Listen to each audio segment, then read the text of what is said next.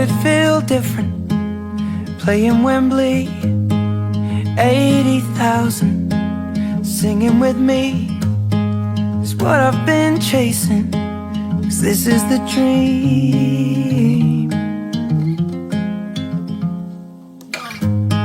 When it was all over, I cleared out the room, grabbed a couple beers, just me and you. Then we start talking the way that we do.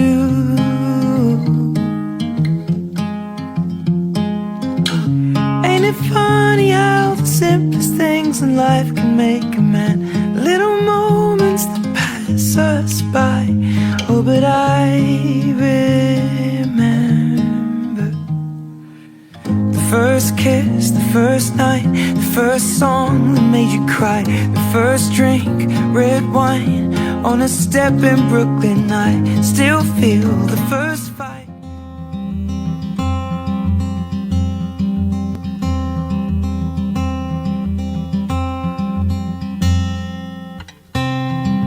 Forever could never be long enough for me. I feel like I've had long enough with you. Forget the world now, we won't let them see. But there's one thing left to do.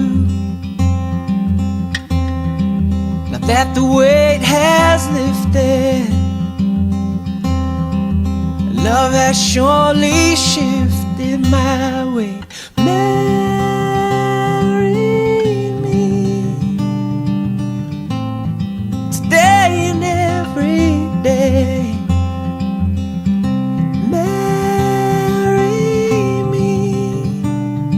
If I ever get the nerve to say hello in this cafe, say you will. Say you will. Dance with me under the diamonds.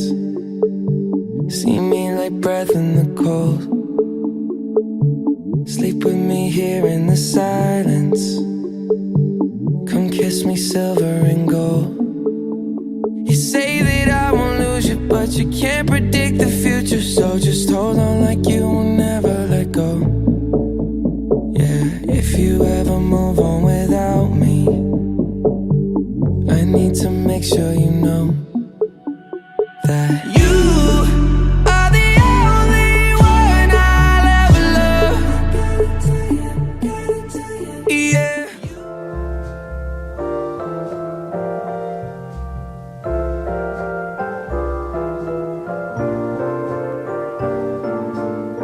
Unforgettable,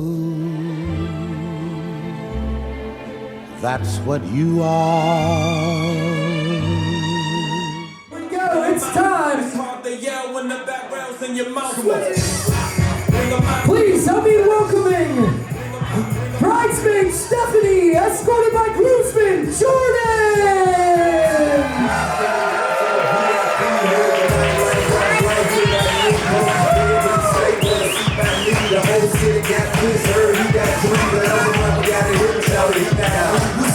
All right, up next, help me welcoming bridesmaid Karen, escorted by groomsman Joe.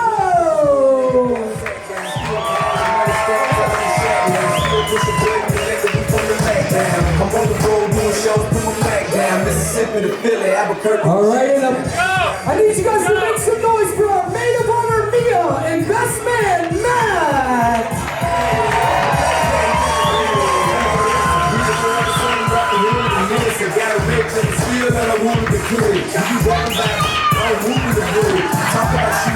Come on, guys, make some noise for our maid of honor best man.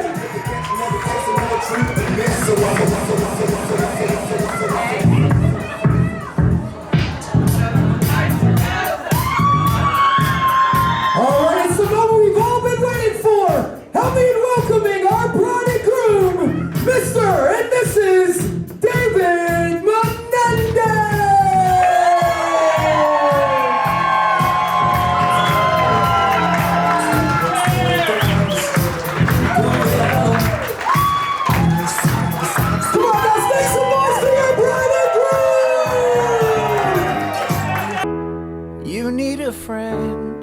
I'll be around.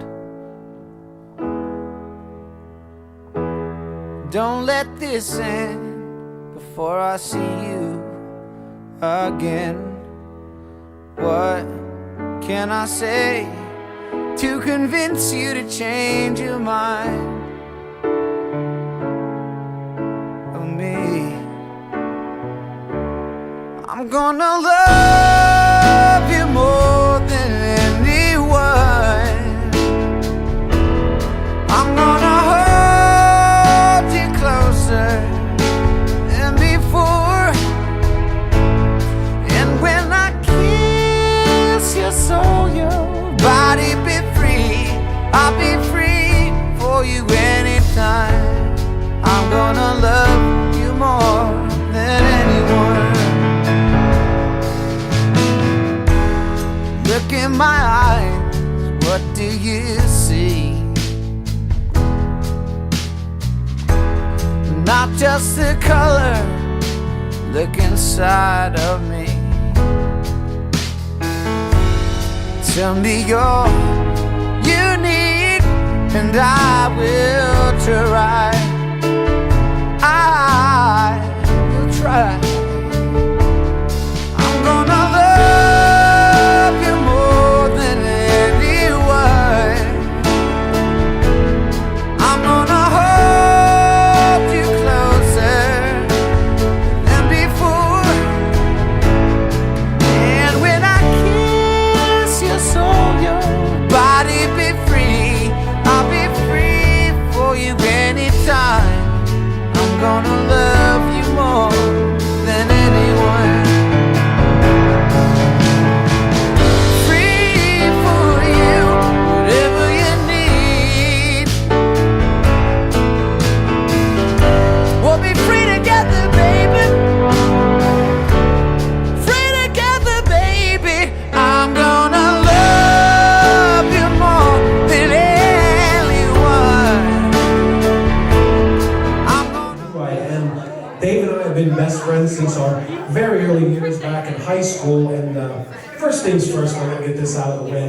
I just gotta say it's such an honor to be chosen as the best man here at Mackenzie and Dave's wedding. It really is such an honor. And I know you have so many close friends, family members. Really, just it's an honor. And it's such an honor to be up here tonight. And I have the privilege to speak to all of you. And as I have that, I have to think about all the great times that Dave and I have shared together. And there are many, but it's not only that, but it's also the way he would act in those situations, all the great qualities he had at such a young age. And that's no joke. It's the earliest years where we became friends through mutual friends like Jordan and Tori, our dear friends, to this very day. And I'm proud to say that. But our earliest years are when we were kids. I'd like to say we didn't get into too much trouble. What do you think, Dave? A little bit? We were good at avoiding getting Yeah, so whatever it was, a little bit of trouble, a lot of it, it really didn't matter because there was always one thing that was for sure, and that Dave was going to be at work the next morning at a young age. I'm talking 14, 15, old. This kid was always going to work no matter what trouble we were getting into, working at the beer distributor, and really, that is the kind of work ethic that someone of any age could be happy to have, let alone someone as young as he was. And when we were hanging out, I don't even think I thought about working a day in my life at that point. Here's this kid with the work ethic, really second to none, and that is the truth. Mike's here. Mike's here. Nice. Hey, shout out to Mike. But that's not to say Dave doesn't know how to relax, because he does. Whether it's after a long day's work, or back in the day, myself, Joe, and Dave used to homebrew beer. And we had a lot of great time doing that. A lot of fun on that awesome setup that Dave's dad welded for us, wherever you're at. Thank you for that, Dave. Awesome. Awesome stuff. We had a lot of great times doing that, but it did come off like a long day's work, which again, we know Dave is very familiar with. So one weekend, Joe had traveled in from Ohio. We were going to do back-to-back brew days. We were going to be pretty busy, but again, we always had fun doing that. And our first night it gets done, we like to think it was a successful brew night, but that was not the case. So what happens the next morning, and I'll spare everybody the nerdy details about it, And basically what happened was a batch of beer that we brewed exploded in the container that it was fermenting in, and we basically created a bomb unknowingly. And so kaboom, this thing goes off. Joe is, what's going on? He's all frazzled when we get up the next morning. And after the smoke kind of clears, there's one thing we notice, and who is still tucked in ever so tightly to his bed, acting like nothing happened, literally slept through a bomb going off in there. Yeah, that's my dear friend Dave. So Mackenzie, it's his night to take care of the kid. Make sure, give him a good whack if he's not getting up. I do. Good. He can be a sound sleeper. Yeah, I do. But anyway, we've had a little bit of fun at Dave's expense, and that's not why I'm up here. I do want to get back to Dave's many great qualities, and I could be up here all night talking about them, so I'll try and be brief. But whether it's the way Dave can take any situation with a cool confidence and make it seem like a new situation too, and it seems like he's been great at and doing his entire life, like the way you work with that beer setup. I mean, it was unreal. You just would like him doing it your whole life. It was the first time we worked with him. Really impressive. And or how about whenever how you could be so responsible yet you knew how to have a good time. I can remember it was a road trip to Philadelphia, some cockamamie thing, maybe getting a rare beer or something or another.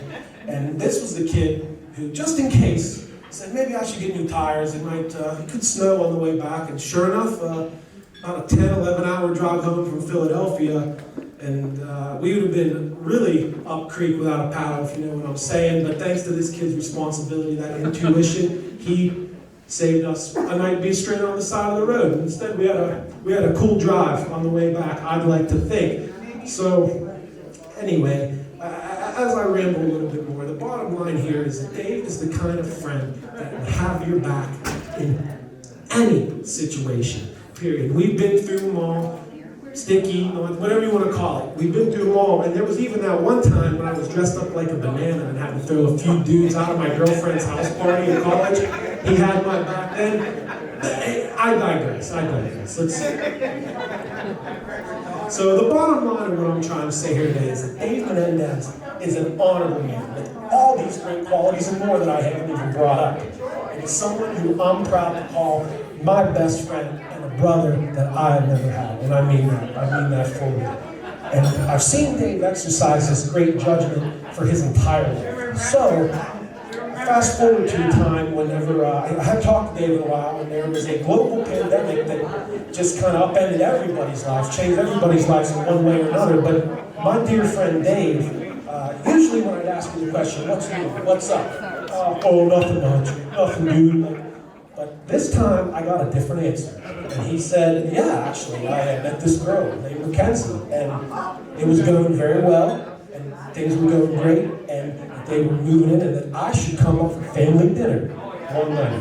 And that sounded awesome. I couldn't wait to do it, and I knew instantly when I knew Dave made the right decision. He's had that great judgment, like I brought up here multiple times, and I knew it would be the thing. But then when I did come over for family dinner, and that atmosphere, Castle Shannon, I think. Was it not your table night? I don't think I was there for that. I'm kind of mad I missed it, though. But it was, whatever it was great. The family thing, the bottom line was, the food was great, but you were surrounded by family, friends, great food. How about 4 crazy, lovable dogs who were awesome? And I'm glad I got to meet them, that's no lie. And it's such a welcoming atmosphere. And it was that confirmed, as if I needed it, that Mackenzie was a special person and was the one for my best friend Dave. There's no doubt about it.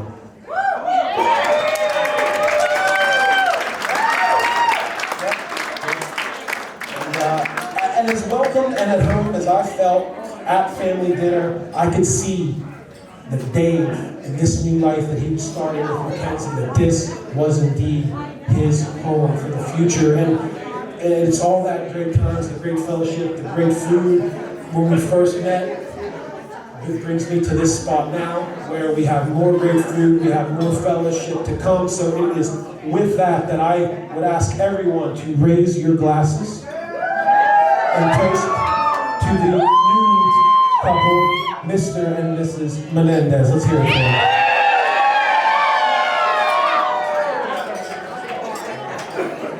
One more time, make some noise for the best man, Matt, guys. All right, our next toast is going to be by the maid of honor. Make some noise for Mia, guys. Make some noise for Mia. Thank you. All right, mine's a lot shorter than Matt's is. So we're gonna start out. I wrote it 2 days ago. Thank you. I just want to thank you all for coming today, making Kenzie's, aka Tabby's dream day possible.